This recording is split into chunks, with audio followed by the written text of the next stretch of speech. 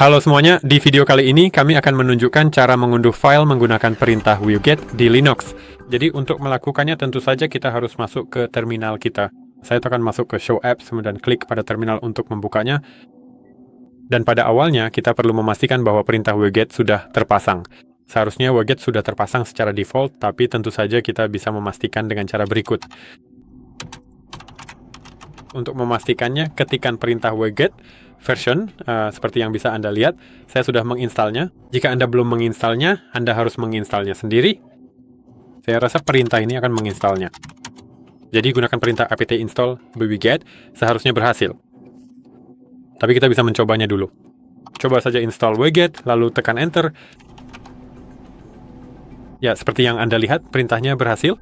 Jika Anda belum menginstalnya, Anda bisa menggunakan perintah ini. Tapi sekarang saya akan membersihkan terminal ini. Lalu, bagaimana cara kita menggunakannya untuk mengunduh file?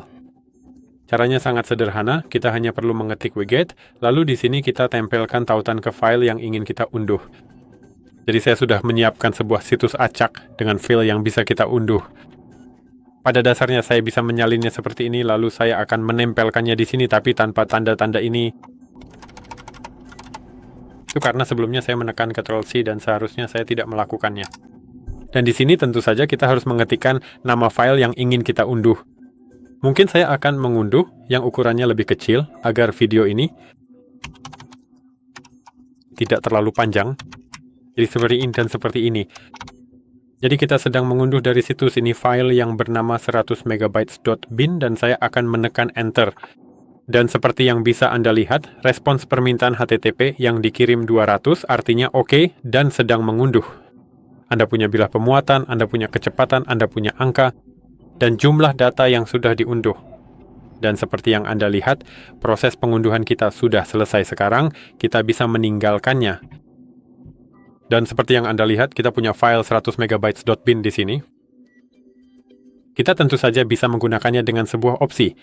Salah satu opsi yang akan saya tunjukkan adalah opsi di mana kita bisa memberi nama file kita sesuka hati.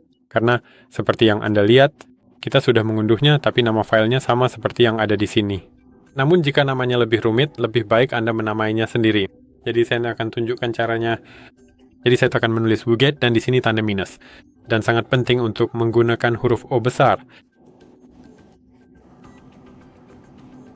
Dan di sini kita harus memilih nama untuk file kita. Jadi misalnya saya akan memilih file.bin. Dan sekali lagi, kita harus menempelkan tautan ke situsnya. Jadi saya akan melakukannya seperti ini. Dan sekali lagi, kita harus mengetikkan nama file yang ingin kita unduh. Dan kita bisa menekan enter. Dan seperti yang Anda lihat, hal yang sama sedang terjadi.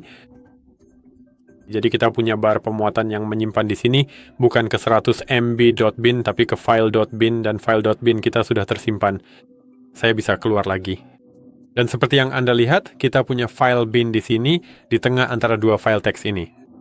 Jadi pada dasarnya, seperti itulah cara Anda bisa mengunduh file dengan perintah wcad.